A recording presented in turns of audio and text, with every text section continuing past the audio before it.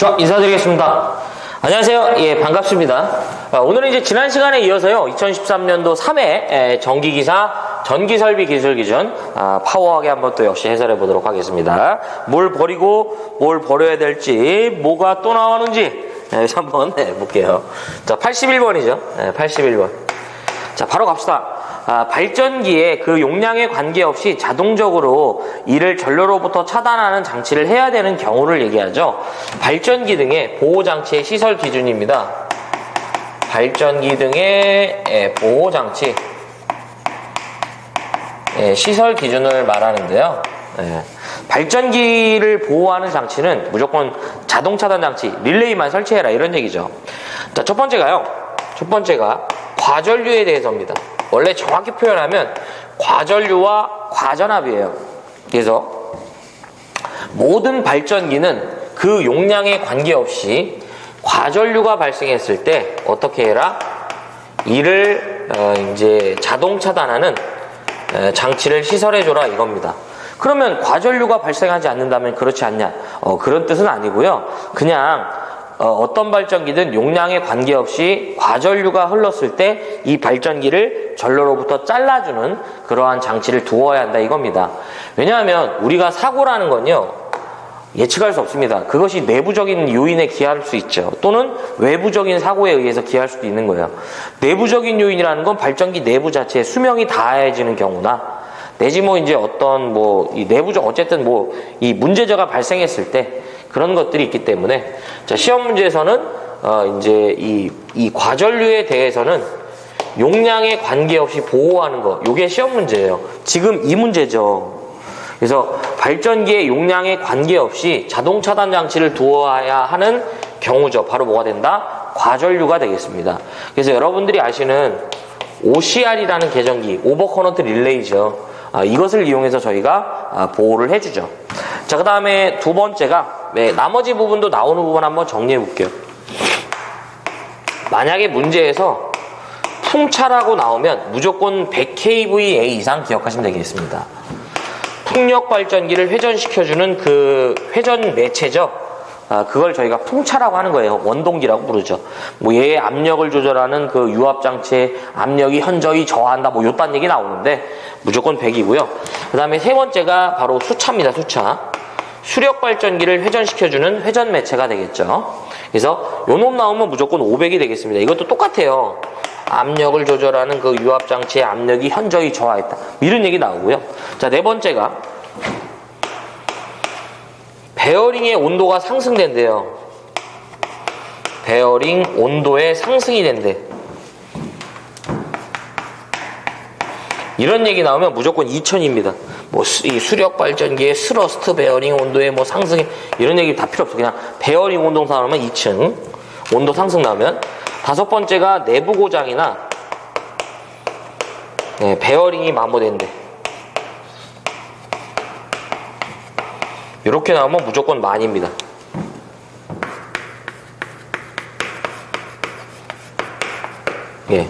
그래서 만약에 문제에서요, 베어링이 온도가 상승되면서 베어링이 마모된대 이렇게 나오면 무조건 뭐가 된다? 만이 됩니다. 그래서 지금 이 문제에서는 어쨌든 이걸 물어봤는데요. 요 나머지 부분도 여러분들이 꼭 정리를 같이 하셔야 됩니다. 그래서 82번은 몇 번이지? 2번. 이렇게 할 수 있다. 넘어가 보겠습니다. 82번. 고압 가공전선로 지지물에 시설하는 통신선, 이에 직접 접속하는 가공통신선의 횡단보도교 위에 시설 시 그 노면상의 높이죠. 자, 82번은 저는 이제 요걸 제가 표로 정리해 드릴게요. 전력 보안 통신선의 높이다라고 말씀드릴게요. 누구의 높이다? 전력 보안 통신선의 높이다. 자, 그러면 첫 번째가 조건이 있고요. 조건. 두 번째가 가공통신선이라는 게 있고, 우리는 무슨 통신선? 첨가통신선이라는 게 있더라.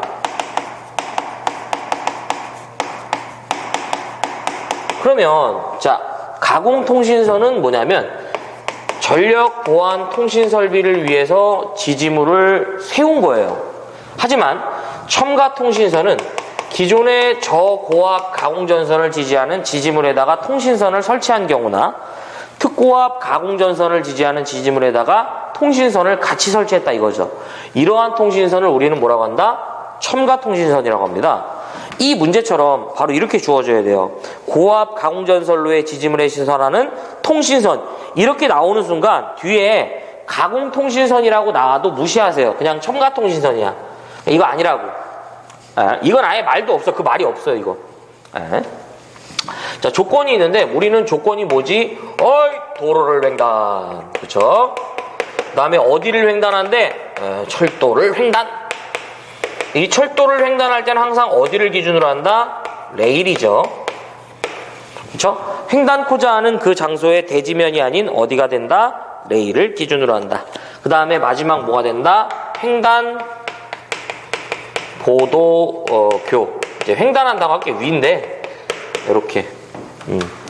자, 가공통신선이 도로를 횡단하면 최소 노면상의 높이는 얼마가 되냐면 바로 5m 이상 높이에 설치를 해줍니다. 다만 그들이 교통에 지장을 줄 우려가 없다라고 나오면 4.5m가 되겠습니다. 예. 자, 저고압 그 다음에 특고압이 있는데요. 저고압이든 특고압이든 도로를 횡단하면 무조건 뭐가 된다? 6m가 되는데요. 저고압일 때만이에요. 이들이 교통에 지장을 줄 우려가 없을 때는 5m가 되겠습니다.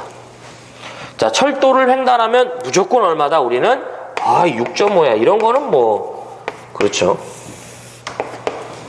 자, 그 다음에 횡단보도교인데 가공통신선의 경우 횡단보도교는 3m 이상 높이가 되고요. 저고압일 때는 기본적으로 얼마?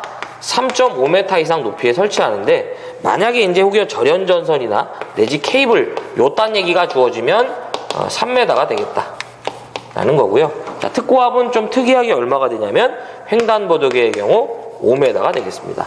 이제 이렇게 여러분들이 표로서 이들을 정리해 주셨으면 뭐야 이거 젠장. 그렇죠? 이렇게 해줘야지. 그래야 표가 이뻐지지.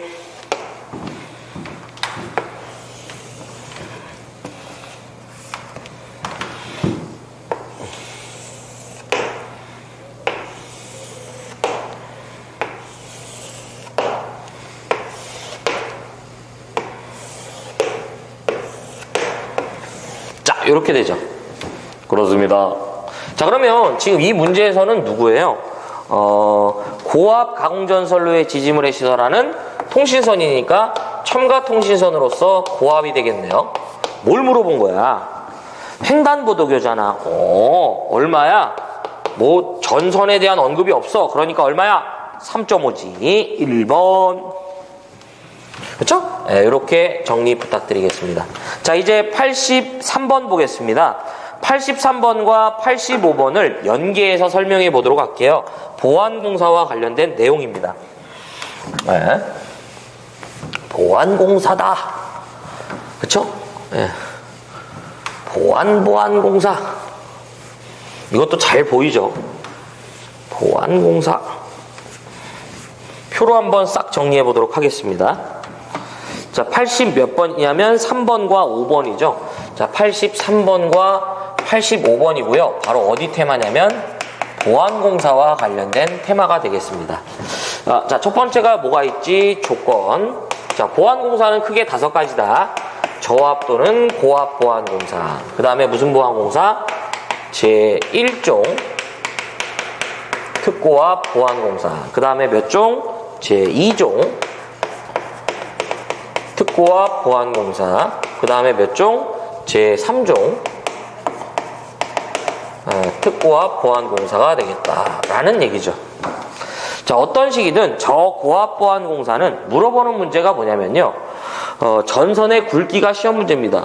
예를 들어서 400V 이하의 저압 보안공사라면 기본적으로 전선을 최소 얼마? 4mm 이상의 경동선을 사용해 주세요라는 거고요. 그 다음에 400V를 초과하고 어디까지다? 고압에 준하는 시설이라면 최소 전선은 5mm 이상의 경동선을 사용해줘라 이거예요.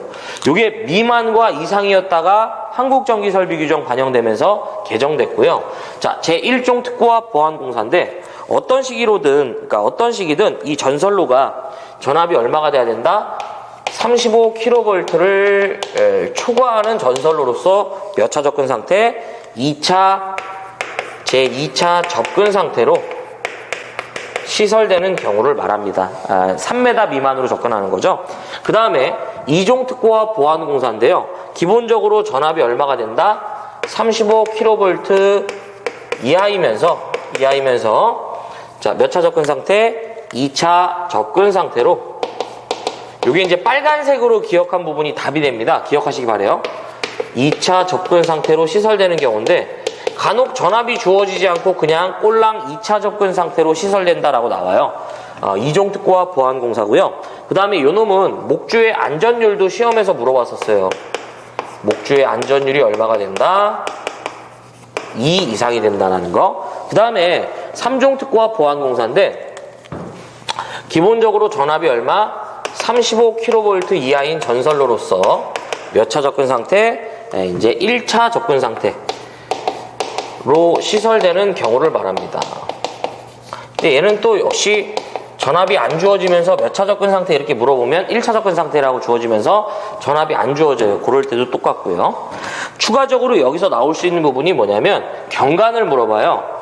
제가 이제 지지물로 목주나 A종 지지물을 선택했을 경우와 B종 지지물을 선택했을 경우와 철탑이라는 지지물을 선택하였을 때 이제 경관이 어떻게 되냐. 그래서 우리는 철주나 철근 콘크리트주는 A종과 B종으로 구분하는 거죠. 자, 제가 지지물로요. 목주나 B종 철주 또는 B종 철근 콘크리트주를 이용하여 보안공사를 할 때는 무조건 몇 메타 이내가 되어야만 한다. 100m 이하가 돼야만 해야 되는데 1종 특고압 보안공사에서는 그들을 설치할 수 없습니다.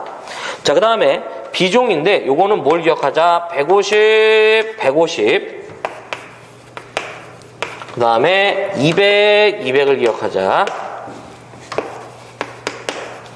그 다음에 철탑은 무조건 얼마가 된다? 400m 이내가 돼야 된다. 예. 자, 그래서 뼈다구를 완성해보면 이런 표가 나오는 거죠.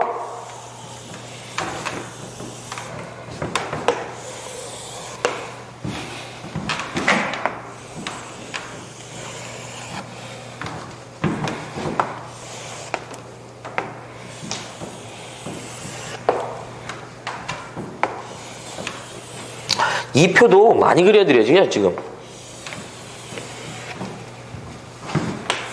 처음 보는데 인마 그럼 할 말 없죠.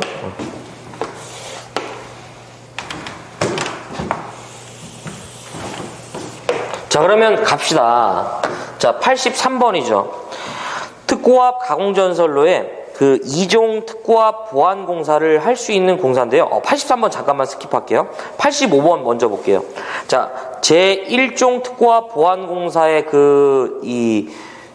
이 전선로에 지지물로 사용할 수 이제 없는 거죠. 바로 여기를 얘기합니다. 자, 1종 특고압 보안공사에서는 무슨 지지물을 사용할 수 없다? 바로 목주나 A종 지지물을 사용할 수 없습니다. 예.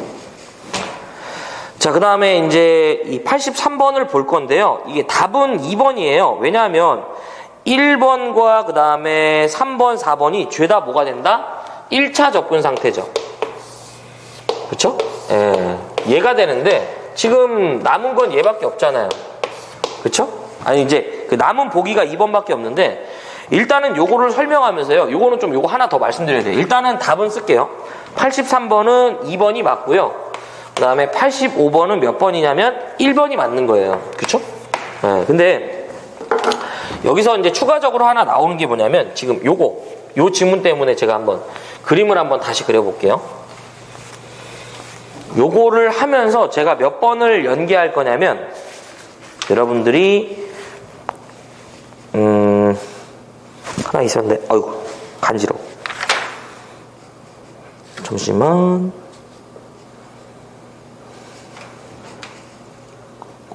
89번 연계할 거예요. 일단은 83번과 또 연계가 되는 거거든요.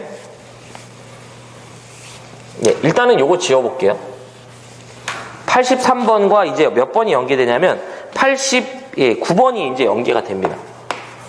자, 요거는 이제 테마가 가공전선과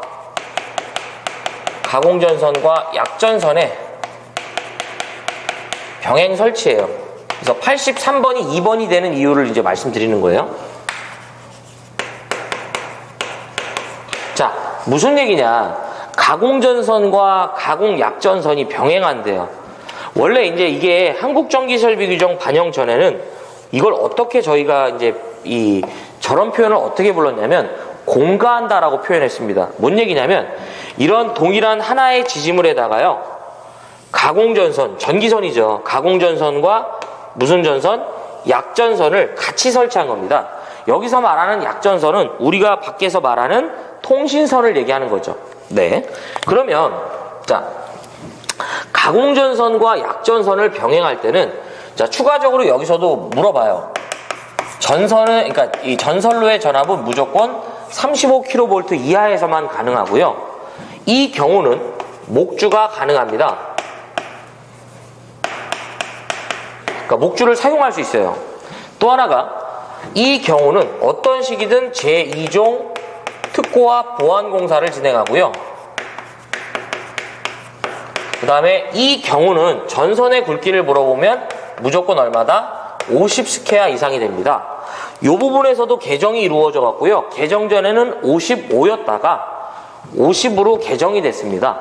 자, 그러면 여기서 추가적으로 물어볼 수 있는 문제가 당연히 가공전선이 세력이 센 놈이 위로 가고 세력이 약한 놈이 아래로 가죠. 자, 저압전선과 약전선을 병행 설치한대요. 양 전선의 이격거리는 얼마가 되냐면 기본적으로 0.75m 이상 이제 이격하시면 되겠습니다. 그 다음에 고압 가공전선과 약전선과 병행 설치가 이루어진다면 얼마가 된다? 1.5m 이상이 되고요. 그 다음에 35kV 이하가 되죠.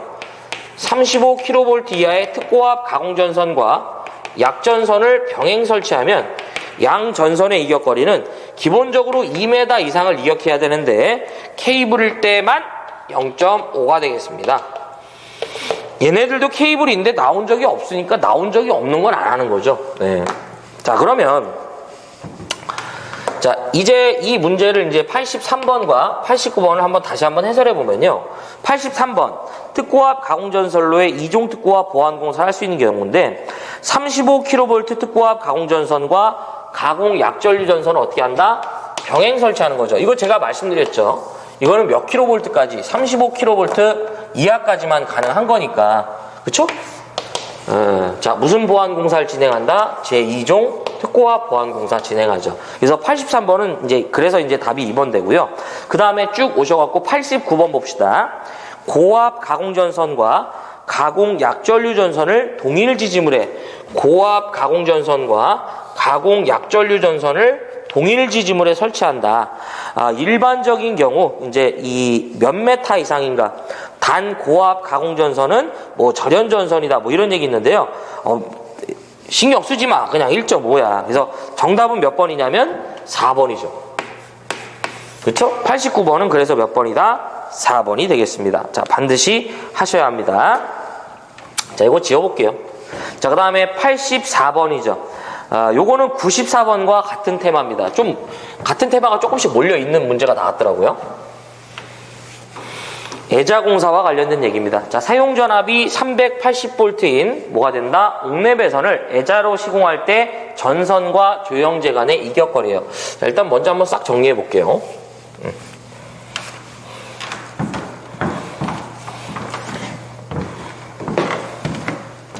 자, 몇 번이냐면 84번과 94번이 같이 연계됩니다. 네. 자, 옥내 애자 사용 공사가 되겠다라는 얘기입니다. 예. 자, 첫 번째가 꼭 기억하자. 반드시 전선으로서 누구는 안 된다? 인입용 비닐 절연전선은 안 돼.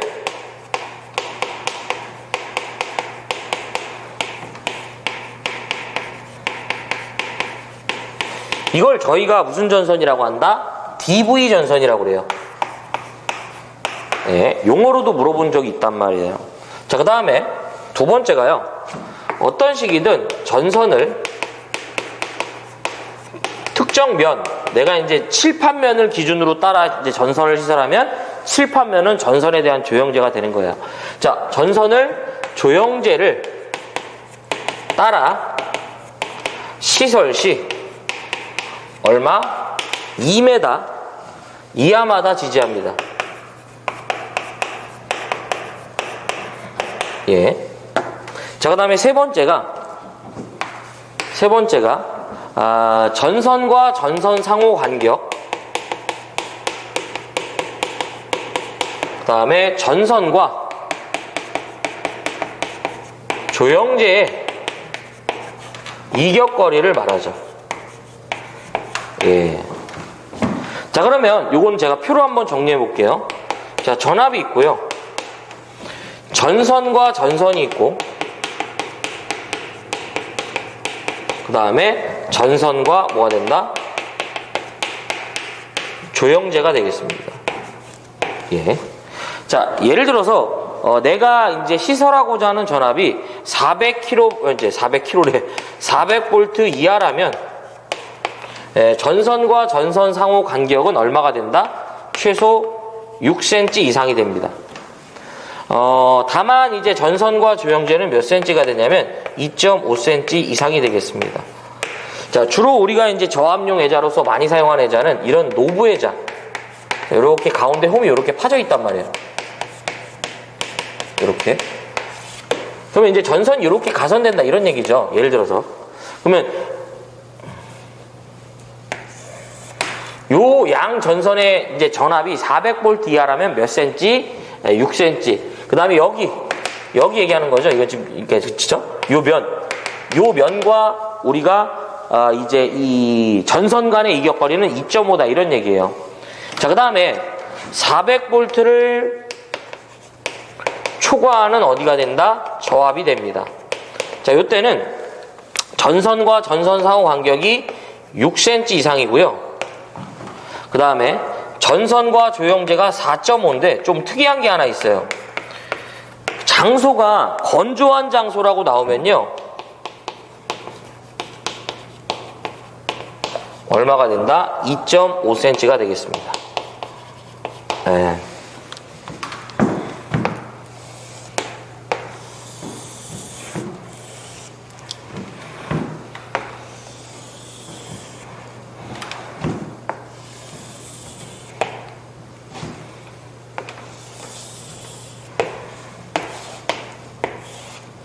이렇게. 자, 그러면 문제를 한번 해설해 보도록 하겠습니다. 84번. 사용전압이 380V인 옥내배선을 무슨 공사? 애자공사. 그쵸? 네. 전선과 조형제네요. 380V. 이거 하나 더 있다. 자, 얘는 고압도 가능하기 때문에 고압일 때는 전선과 전선은 8cm 이상이 되고요. 전선과 조형제는 5cm입니다. 같이 정리해야죠, 이거.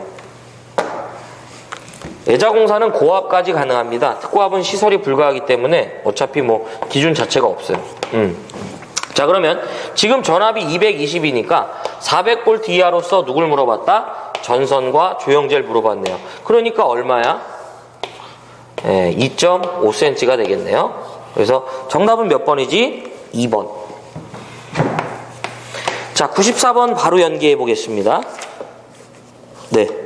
사용전압이 480V인 저압 옥내배선으로 무슨 공사? 애자공사죠. 네.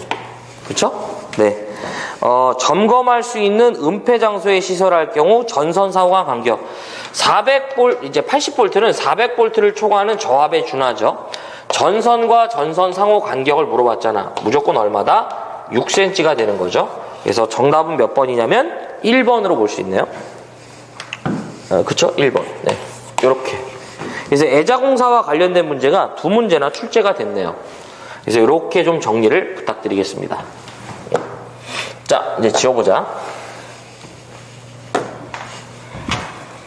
그 다음에 이제 몇 번이냐면요. 85번은 제가 이제 아까 보안공사 할 때 했고요. 86번. 지중전선로의 그 전선으로 사용되는 것이죠. 예. 야, 이거는 근데 진짜, 이건 우리가 이제 가끔씩 종종 나오거든요. 근데, 이건 진짜 틀리면 좀 그렇지. 우리가 지중해는 어떤 전선만 써요? 케이블만을 써.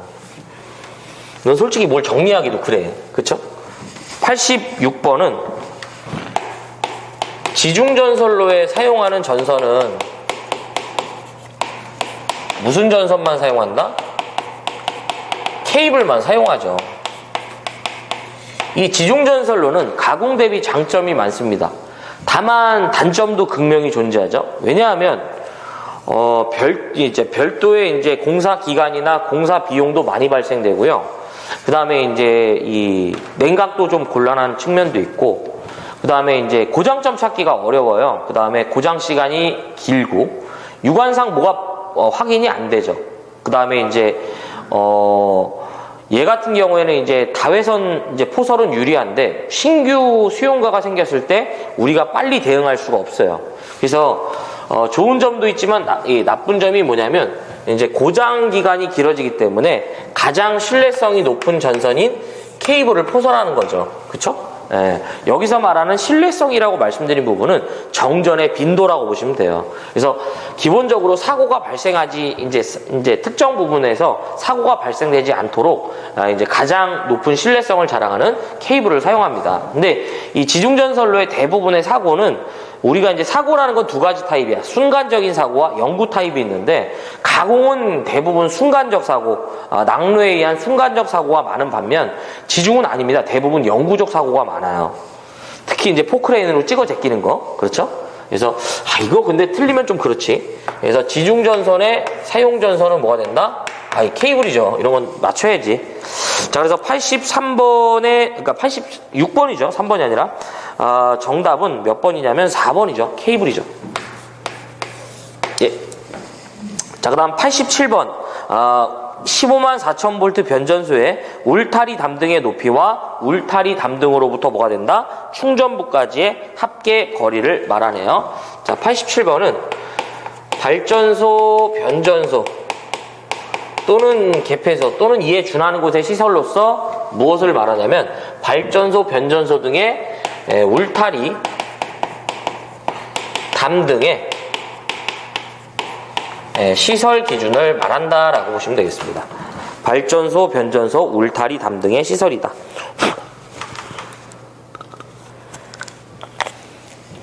자, 첫 번째가 여기에 시설되는 울타리나 담등의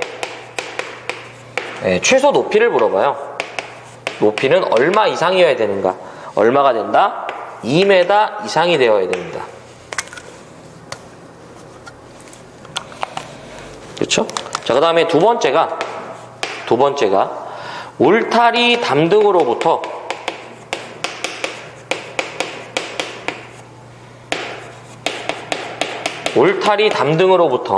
지표 하단 사이의 간격을 얘기해요.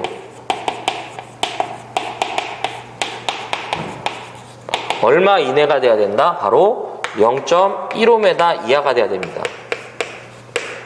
네. 그러면 무슨 얘기냐면, 자, 이런 식으로 울타리가 가선된다 이런 얘기죠.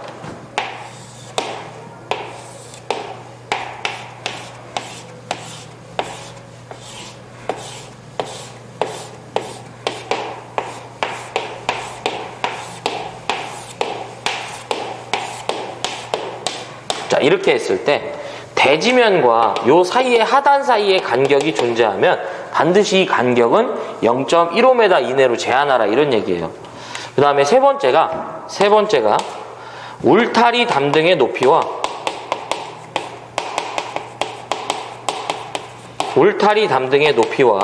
뭐가 된다? 충전부까지의 합계 거리를 얘기합니다. 충전부까지의 거리를 얘기합니다. 그러면 제가 이제 이건 이렇게 좀 설명해 볼게요. 기본적으로 우리가 취급하는 그 기계기구의 전압이 35kV 이하라면 기본적으로 A 플러스 B의 합계값은 얼마 이상이 나와야 된다? 5m 이상이 나와야 한다, 이런 얘기고요. 그 다음에 두 번째가 160kV 이하가 되면 A 플러스 B의 합계값은 얼마 이상이 나와야 된다? 6m 이상이 나와야 된다, 이런 얘기죠. 그러면 여기서 A는 뭐냐면 울타리 담등의 높이를 A라 표현한 거고요. 그 다음에 울타리 담등의 높이로부터 충전부까지의 거리를 우린 뭐라고 한다? B라고 보시면 되겠습니다. 그래서 여기서 대지면을 기점으로 울타리의 높이를 A라 본 거고요. 그 다음에 충전부라는 건 그 장비와 전선이 연결되는 부분이라고 보시면 돼. 감전의 우려가 있죠, 이거. 그러면 그 장비까지의 거리다, 이렇게 보셔도 돼. 그 장비까지의 거리를 B라 본 거죠. 그래서 그 장비를 뭐 발전기든 변압기든 그 장비의 전압이 35kV 이하면 이러한 합계값이 나와야 되고, 그 장비의 전압이 160kV 이하라면 이러한 합계값이 나와야 된다, 이거죠. 그 다음에 세 번째가 160kV를 초과하는 경우에 한해서는 기본적으로 6에다가요 단수 잡아주시면서 접근해 주시면 되겠다, 이런 얘기가 되겠죠. 자, 그러면 가봅시다. 자, 154죠. 154 변전소의 울타리 담등의 높이와 울타리 담등으로부터 충전부까지의 거리죠. 그러면 지금 뭐예요? 울타리 담등의 높이와 충전 부분까지 합계 거리를 얘기하는 거예요. 자, 154는 엄연히 뭐예요? 160kV 이하의 준함으로 이 합계 거리는 얼마 이상 나와야 된다? 6m 이상 나와야 된다, 이런 얘기죠. 그러니까 예를 들어서 울타리의 높이가 2라면요 얘는 얼마가 돼야 된다? 4가 돼야 된다, 이거지. 얘가 154라면 이런 얘기죠. 그래서 87번에는 정답이 몇 번이지? 3번. 자, 그 다음에 88번이죠. 금속관 공사에 의한 저압 옥내 배선의 시설로서 그 설명으로 잘못된 거죠. 자, 88번은 뭐가 된다? 우리 금속관 뭐가 된다? 공사가 되겠습니다. 자, 일단 금속관 공사에서 여러분들이 이제 보셔야 될 내용은, 자, 얘는 반드시 뭘 해야 된다? 접지를 하죠. 기억을 좀 해주시면서요. 자, 세 가지를 좀 명심하자. 자, 첫 번째가 내부에 넣는 전선의 단면적의 경우, 단선의 경우는 얼마가 된다? 10스퀘어 이하가 됩니다.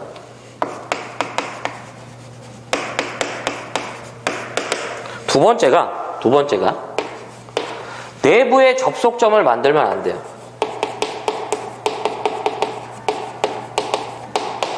네. 그 다음에 세 번째가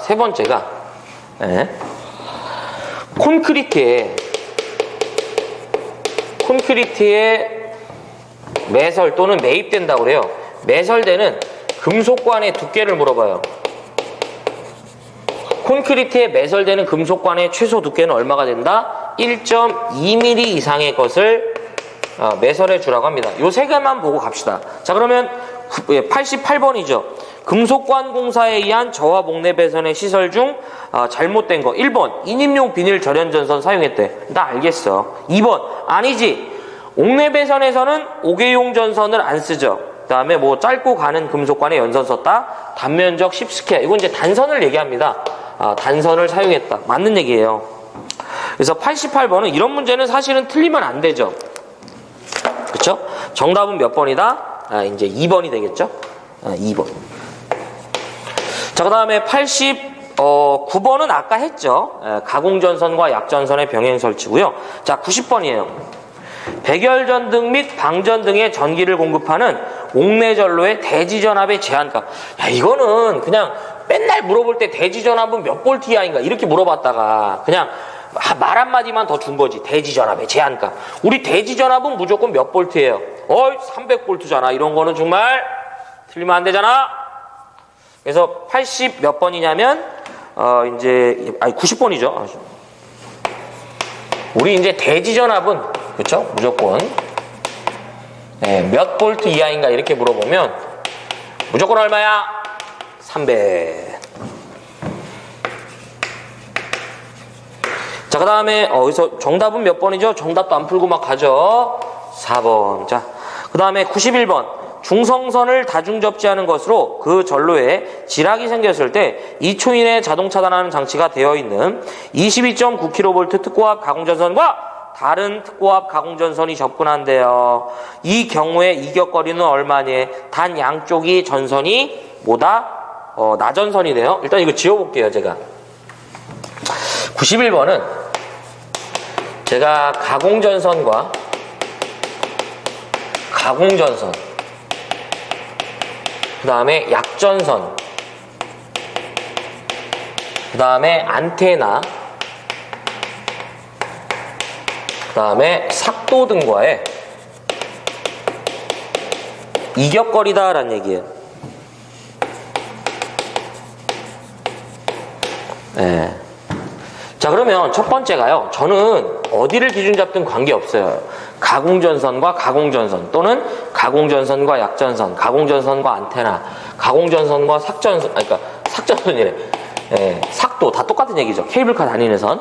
자, 약전선과 저압 가공전선이 접근한답니다. 양전선의 최소 이격거리는 기본적으로 6m 이상 이격을 시켜주는 거예요. 다만 전선이 누굴 때 케이블인 경우에 한해서만 3m 이상입니다. 근데 굉장히 독특한 기준이 하나 있습니다. 전압이 저압인데도 불구하고 전선을 무슨 전선 썼다? 고압 절연전선 사용했대요. 이런 얘기 나오면 얼마가 된다? 0.3m가 되겠습니다. 예. 그 다음에 전압이 고압이 됩니다. 자, 고압 가공전선과 약전선과의 이격거리예요. 예. 기본적으로 뭐가 된다? 0.8m 이상을 이격시켜줍니다. 다만 전선이 누구일 때 케이블인 경우에 대해서만 0.4m가 되겠습니다. 자, 그 다음에 누구냐면 25kV 이하가 됩니다. 자, 25kV 이하의 특고압 다중접지된 가공전선과 누가 된다? 이제 약전선과 이격거리죠. 지지물이 아니라. 자, 이때는 기본적으로 나전선이냐 절연전선이냐 케이블이냐를 따지시면서요. 나전선일 때는 최소 얼마? 2m 이상, 절연전선일 때는 1.5m, 케이블일 때는 0.5m가 되겠습니다. 네. 자, 그 다음에 60kV 이하일 때는 조건과 관계없이 무조건 뭐가 된다? 2m 이상이 되겠습니다. 여기서 제가 좀 특이한 조건이라고 해서 하나 좀 별도로 말씀드리죠.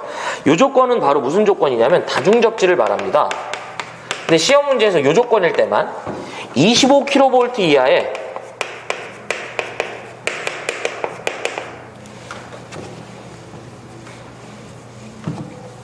특고압 뭐가 된다? 다중접지죠. 이 다중접지의 가공전선이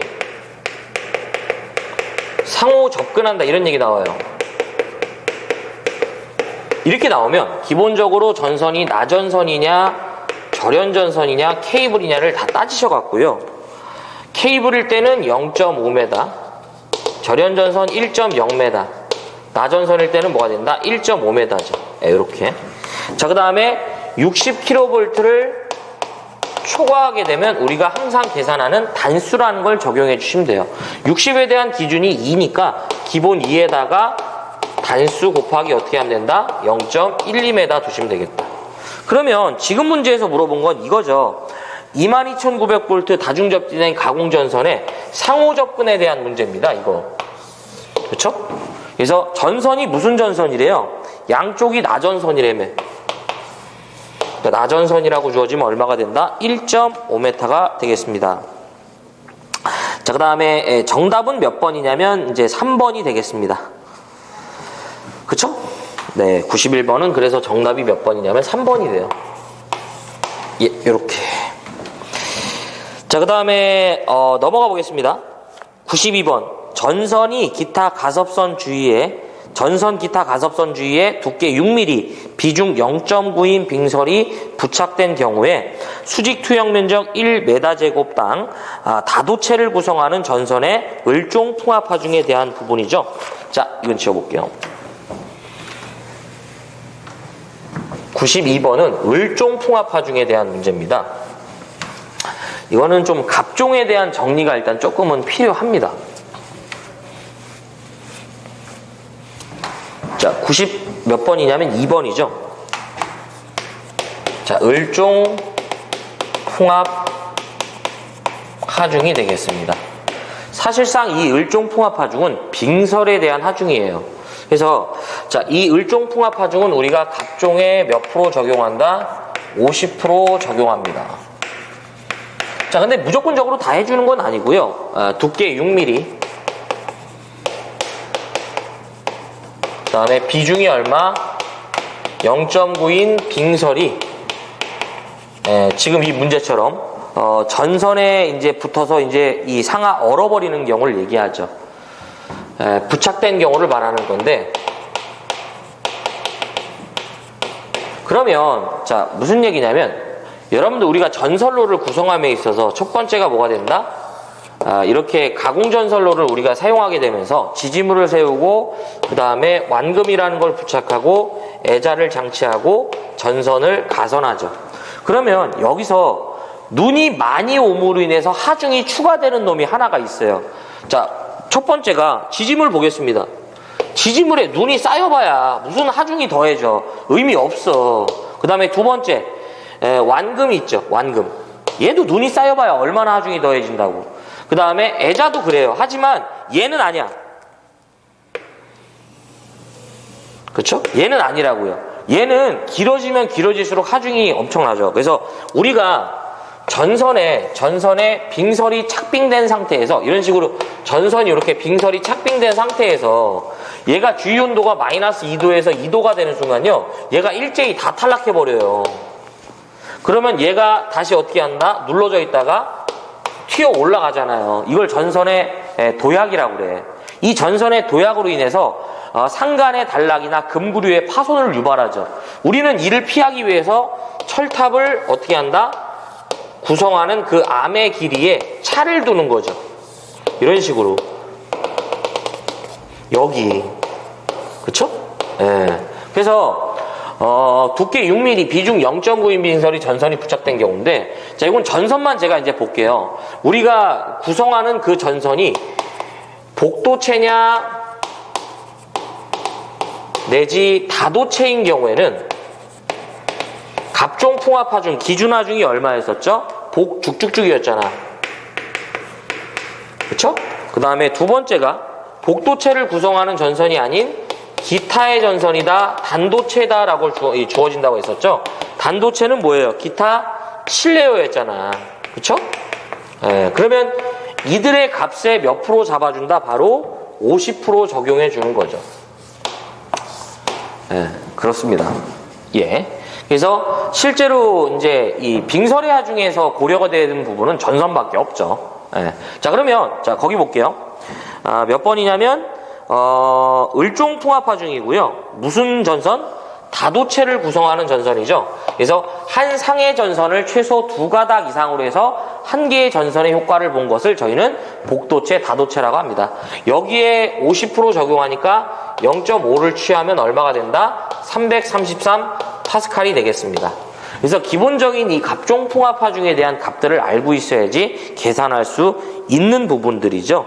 그래서 정답은 몇 번이냐면 이제 1번이 되겠습니다. 333이죠.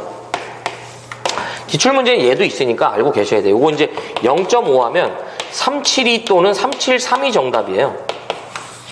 자, 그 다음에 94번. 길이가 16m, 설계 하중이 8.2kN인 철근 콘크리트줄을 집안이 튼튼한 곳에 시설할 경우 지지물의 기초 안전율에 무관하려면 땅에 묻히는 최소 깊이죠. 지지물에 뭐가 된다? 매설 깊이가 되겠습니다. 지지물의 매설 깊이라는 거죠. 세 가지 형태로 정리를 해드렸었죠. 좀 특이점이 하나 있는데 그건 버리자고요. 자, 몇 번이냐면 93번이죠. 지지물에 뭐가 된다? 매설 깊이다. 첫 번째가 6.8kN 이하의 지지물을 말하고요.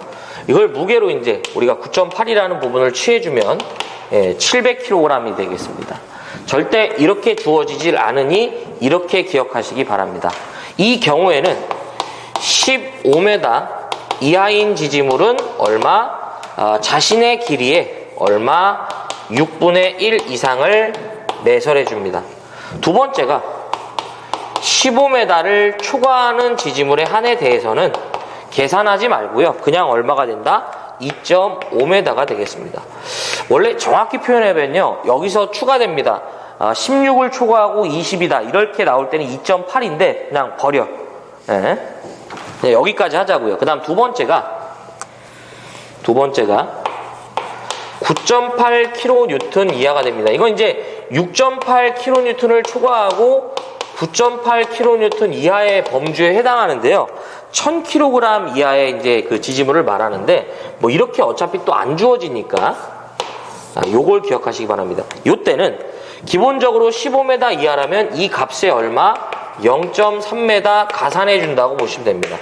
그러면 15를 초과하는 나머지 모든 경우에는 2.8m다. 그냥 이렇게 기억하자 이거죠. 요 마지막 조건 무시하고.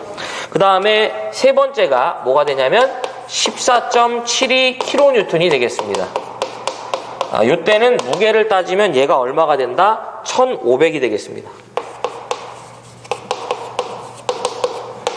이렇게 주어지니까. 자, 요때는 이 계산한 값에 얼마가 된다? 0.5m 가산해 줍니다. 그 다음에 당연히 이때는 얼마가 된다? 0.5를 가산하면 그냥 얼마로 고정이다? 3.0m로 고정인데 단 19, 20m인 지지물에 한해서만 3.2m다. 이렇게 정리하셨으면 좋겠습니다. 그냥. 자, 그러면 가봅시다. 16m고요. 8.2는 여기에 해당하는 거죠. 그쵸? 16m는 뭐예요? 15를 초과한다며 얼마? 2.8. 이렇게 하셨으면 좋겠어요. 그래서 정답은 3번이 되겠죠? 3번. 자, 그 다음에 94번은 이제 아까 했고요. 95번. 중성점에 시설하는 접지용 도체의 굵기, 이제 최소 굵기를 물어봤네요. 네. 중성점 접지공사와 관련된 내용입니다. 개정 전에는 이 부분을 제2종접지공사의 시설 기준이다라고 불렀는데, 이종접지라는 게 이제 없어졌기 때문에, 이 2종접지라는 부분이 중성점 접지공사라고 불러지게 됩니다. 95번은 제가 그래서 이렇게 한번 정리해 볼게요. 중성점 접지공사가 되겠습니다. 이건 두 가지 문제가 시험에 나올 수 있습니다. 첫 번째가 중성점의 접지 저항을 계산하는 방법이에요. 그래서 우리 이종접지에서 어떻게 계산했었냐면 1선 지락전류분에 150, 300, 600으로 계산했습니다.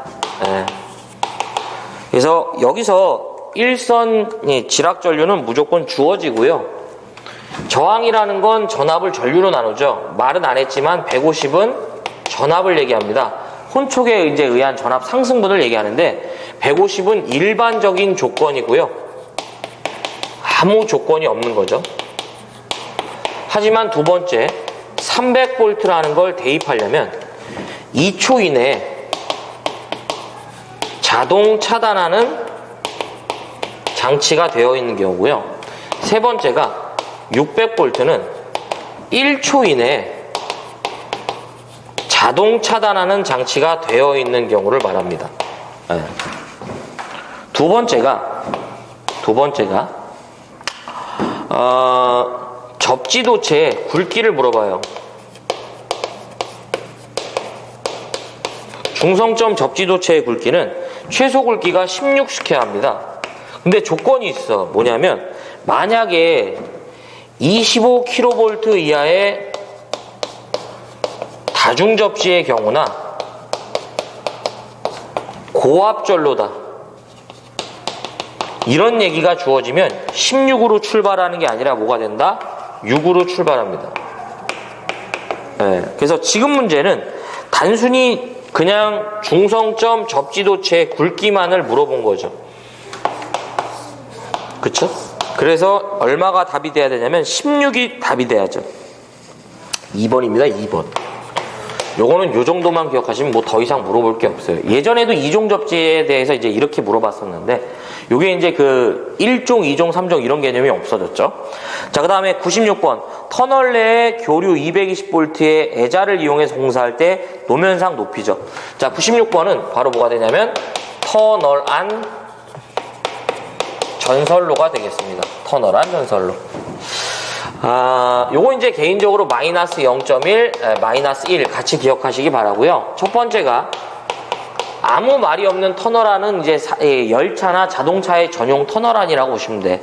저압일 경우에 전선의 최소 굵기는 저압과 고압의 전선의 굵기와 높이를 물어봐요. 저압일 때는 최소 2.6mm 이상의 경동선을 사용해 주고요.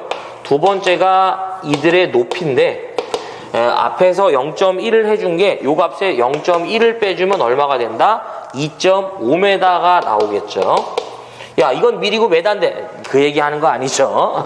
자, 그 다음에 두 번째가 고압인 경우에는 기본적으로 그 굵기가 최소 얼마가 된다? 4mm 이상이 되고요.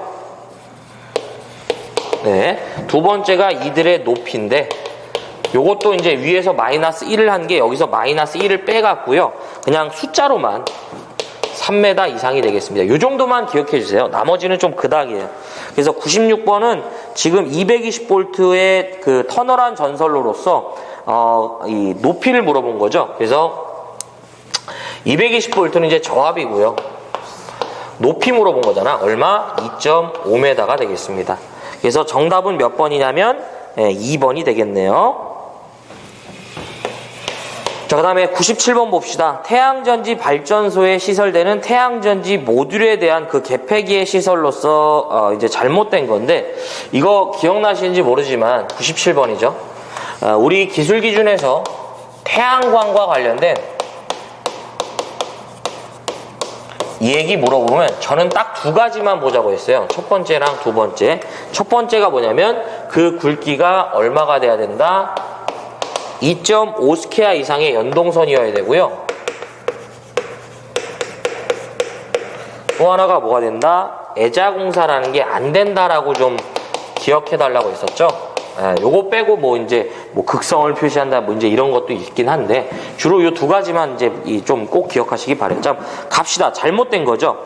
태양전지 모듈에 접속하는 그 부하측 전로에는 이제 개폐기를 둔대요. 이거 딱 봐도 맞는 얘기 아니야? 일단 알겠습니다.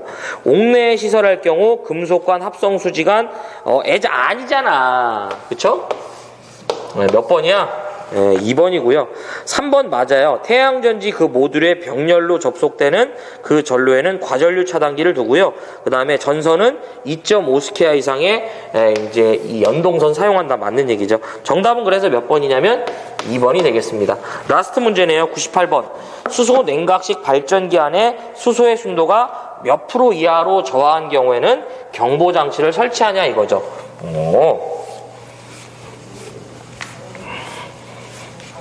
몇 번이냐면 98번이 되겠죠. 수소 냉각식 발전기 등의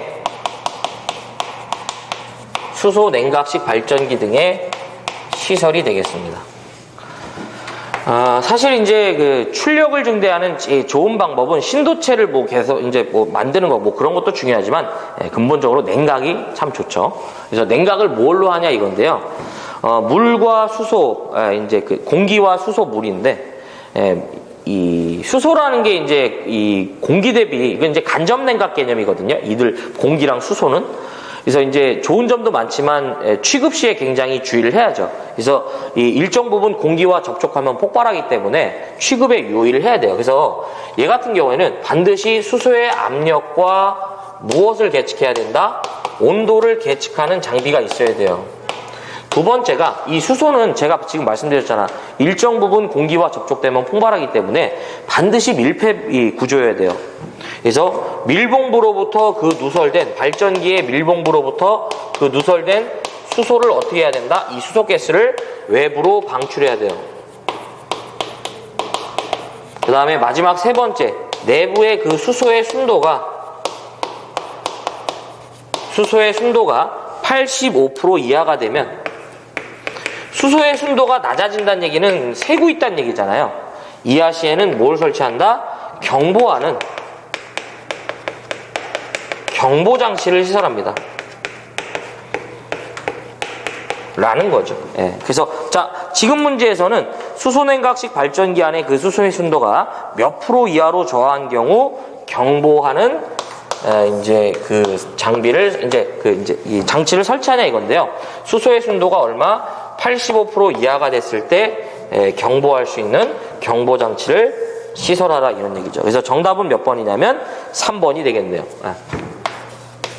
자, 그래서 여기까지가 2013년도 3회 전기기사, 전기설비 기술기준에 관련된 해설이었고요. 무엇을 보고 무엇을 버릴지 한번 봅시다. 자, 81번 보자 이거지. 발전기 등의 보호장치죠. 헤이지.